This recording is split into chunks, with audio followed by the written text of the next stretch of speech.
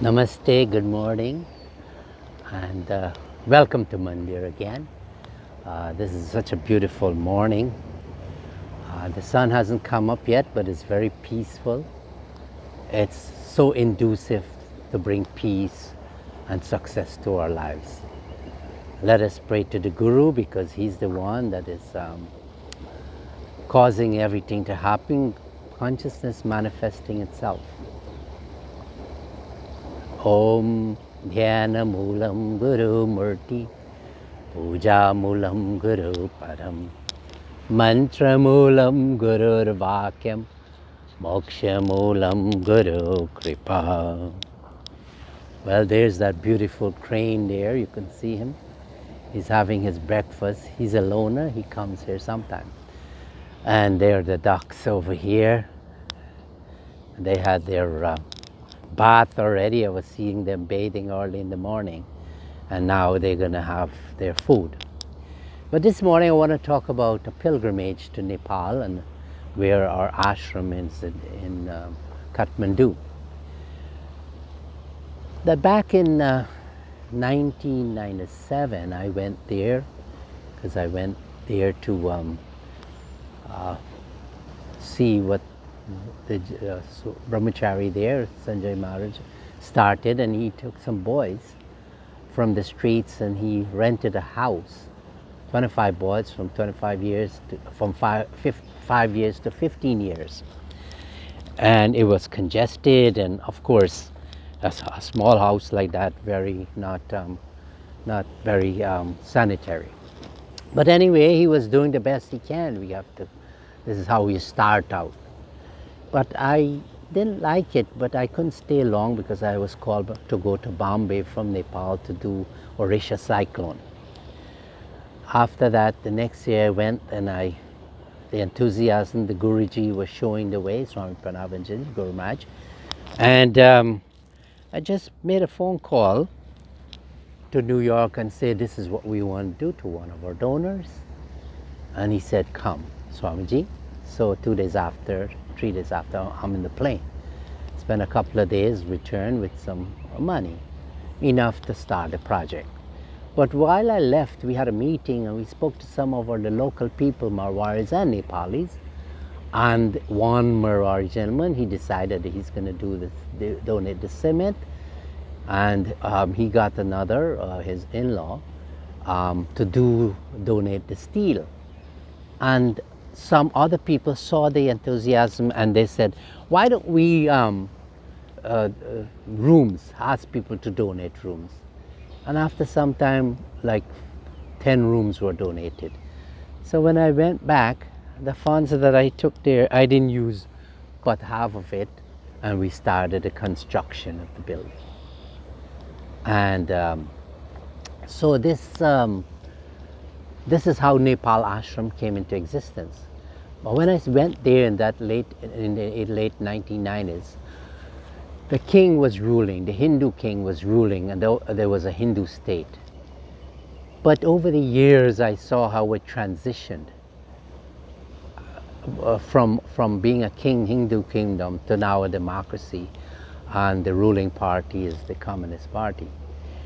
So it was very disturbing to see what happened during that time. There were a lot of times that I had to leave there because they called a bond where the whole country will be shut down and no vehicles can ply the road, shops will be closed.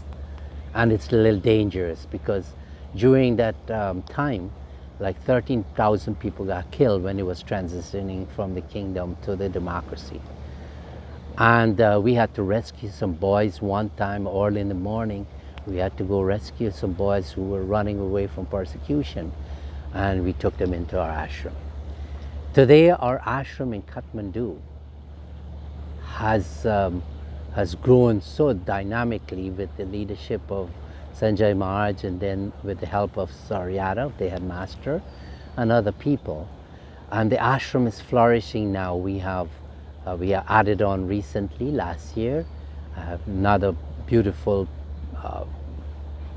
section to the ashram where we want to provide more schooling for children, prayer hall, library, computer room, and more better kitchen and dining facilities. Because we don't build buildings unless we have the need for building. This is one thing that Swami Parameshananda very explicitly demonstrated.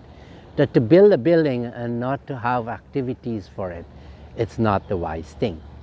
But anyway, it so happened that we built a building and it's already filled with students, like 300 students are coming there, and we have like 50 boys in the dormitory where we provide everything for them. Some of them, during the COVID, they have to stay back because nobody came for them. They're orphan boys, and we can locate some of the parents and all that. But anyway, this is the work that Bharat Sevashtam is doing there. And there were other times that we will take these boys from the street in the early days. Now it's better because a lot of other organizations came and the government stepped up to prevent that kind of a thing. Because there's a mass exodus of poor people from the villages where they can't provide food for themselves. They'll come into the Kathmandu Valley. Now the boys, they can manage, but the girls, sadly to say, many of them were tricked and fooled, young girls, and taken to other countries and like India, and they end up where their bodies are being used for income for others, if you know what I mean.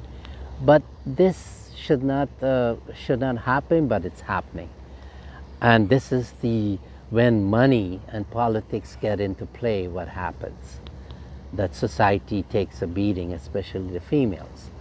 Anyway, there was a time I wanted to send some boys to China, but for studying, because there was a memorandum of understanding between the government of Nepal and India and China, where China will provide very economic education, college and universities. But when I went there, I saw that it wasn't appropriate because it was a little isolated, and the boys who were there from these countries, they didn't really like it, and I didn't have the boys there. Instead, we had them go to local colleges and universities after they finish at our school, and we provide that financial assistance and boarding to our boys. But Nepal is such a powerful place. We know of the Janakpur, where the Mother Sita appeared.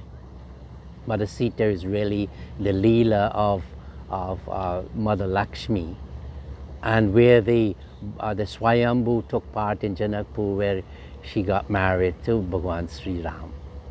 And also in Nepal, there's Lumbini, where Siddhartha took birth in the Hindu kingdom, and later on he became the Buddha. So Nepal is such a powerful place. And then we have the Pashupati, that going there and not going to Pashupati would be something that you be not taken care of. So Pashupati meaning Lord of animals. And when I see the ducks and the birds and all the creatures, the animals here, and I'm thinking that this is really a mandir. That devotees, when we look at nature and we preserve nature and worship nature, we are worshiping God in manifested state. But this later on, with the guidance of a spiritual master, we can lift ourselves higher, and we could go back to that place where we came from, where Lord Shiva came from, where Mother Durga came from. We can go back to that place of consciousness. Let us use this COVID time to reflect and go inside and go to that place we came from. Hari Om, Shanti, Shanti, Hari Om.